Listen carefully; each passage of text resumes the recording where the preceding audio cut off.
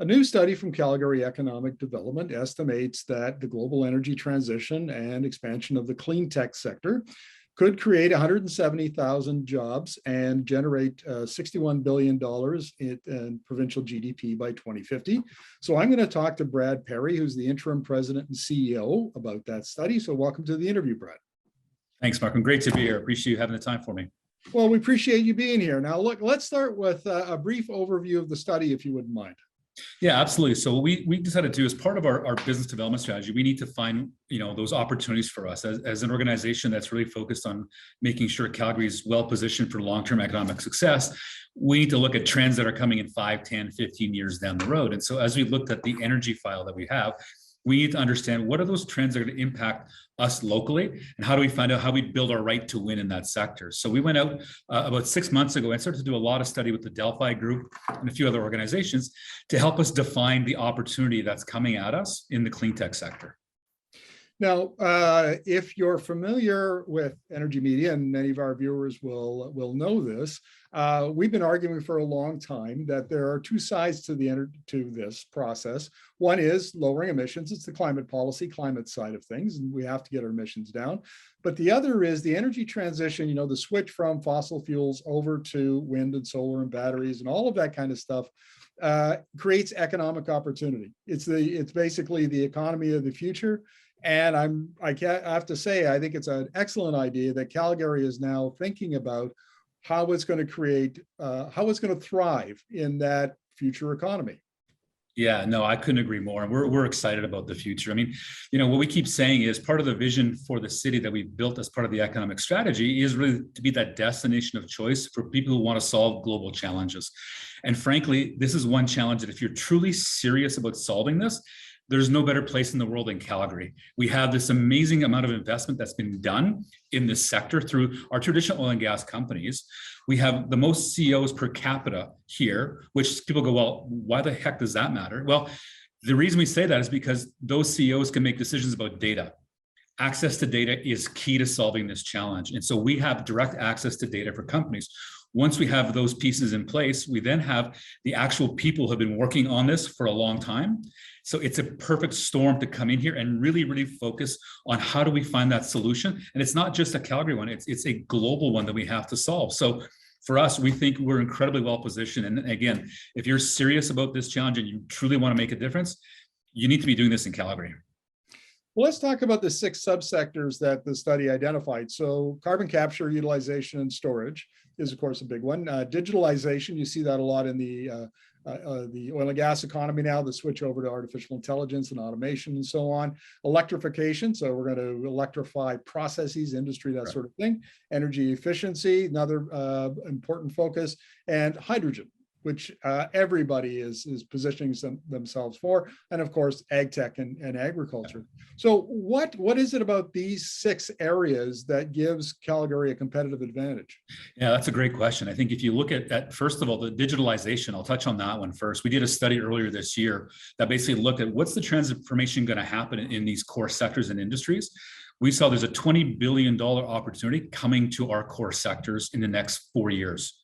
So you think of that $20 billion of these core kind of industries transforming themselves into the digital kind of companies they are.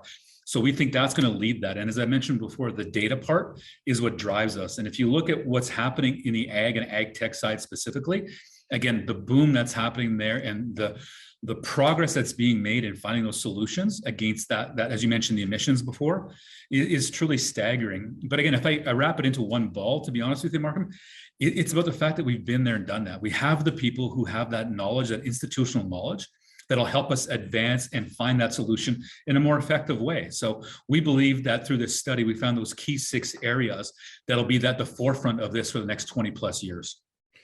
I lived in Alberta for a long time and reported on it for another decade plus.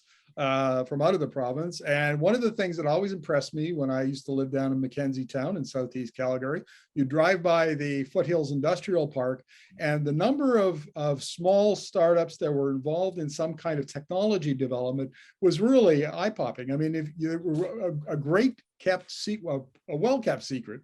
And it seems to me that the amount of innovation that's been going on in Calgary for a long, long time sets up a good foundation for the kind of strategy that you're talking about. Absolutely, couldn't agree more. And I think you hit on the head there. The challenge we've had is people don't know those stories. They haven't heard about them, right? You get the headlines that happen sometimes, and that overshadows. And so we've made a concerted effort to really start to get those stories out, because you're right. I mean, I moved back from Toronto a couple of years ago because I knew what was happening in the innovation ecosystem, and a lot of that is through this new economy around, new technology and in the net zero path. So I think that the key for us is to make sure we tell that story to not just Canadians, but the globe. And we're focused on that because you're right. There are so many super, super interesting companies that are starting to pop up everywhere. But that goes back to that hive mentality, right? We have these big traditional companies that have invested billions in it. Now you're seeing this hive happen around these companies who get access to that data and can find those solutions. But it's not just Calgary centric. These companies are working with other companies, other jurisdictions to find this. And it's funny, I had a question the other day and said, well, aren't you worried about other cities competing against you? And I said, see, that's the challenge. This is old mindset. This is not a game of competition. This is a game of cooperation that we want to get together, because this is a global challenge that we have to solve on a global stage. And it's not just about one city versus another. Yeah, I want to use an example from Calgary. Actually, I've interviewed him a couple of times. The CEO from a company they're called Delta Cleantech. And they do carbon capture and storage, and they just got a $430 million, I guess it's 3 contracts in China. And the CEO was telling me, he said, look, not only do they capture the carbon, and yes, sure, they store it, but they also turn it into products. Yeah, absolutely. And there's a tremendous opportunity to take that CO2 and instead of sticking it down in an old oil and gas reservoir, to turn it into soap or to materials or, all sorts of other things. And that's part of that new global economy that's emerging. And so what's your take on that and Calgary's ability to capture some of that opportunity? And that's exactly your point. I mean, that's the great part about these technologies and these ideas that are getting commercialized, is that we can export this IP now. It's not just about the other part. We actually have this intellectual property, like you mentioned products. I mean, one of the coolest things I've seen is taking the CO2 and actually putting it into cement, and actually making the cement more sturdy and stronger to help build, right? So again, these kind of innovative ideas are happening here, but the great opportunity for us to go to other global markets and export that as well. So again, we're bullish on our ability to create and own a lot of that new IP for around the world. I want to make a point too about the number of jobs that you're anticipating could be created in Alberta.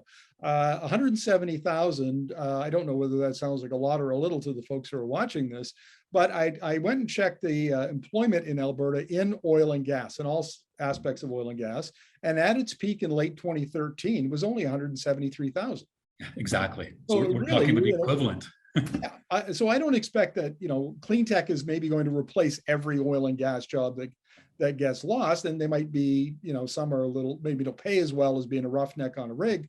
But still, if you're looking for job creation in the coming years, this looks like an area that a lot of people are going to be interested in. Couldn't agree more. And I think it's interesting because we saw this trend coming a couple of years ago. And so we stood up a program called Edge Up, which is this energy to digital transition program to help displaced oil and gas workers get digital skill sets to be ready for this new economy. And so the first year we did it, I think we had 100 seats available in the program. We had 1,200 applications. And we just launched Edge Up 2.0 to put almost 400 people through that same program, which is a rigorous 7-month program to help transition them into data science, project management, analytics, and give them that, the real world experience. They get the digital skill sets, and now they can be incredibly productive when they go back into the world. These small companies, these big companies who are looking for that talent, that have industry expertise, but have the core skill sets to be digitally astute. I kind of screwed that one up. Sorry, but you know what I tried to say there. We get it. Now, I want to close out our conversation, Brad, with an observation about the innovation ecosystem, as it's called.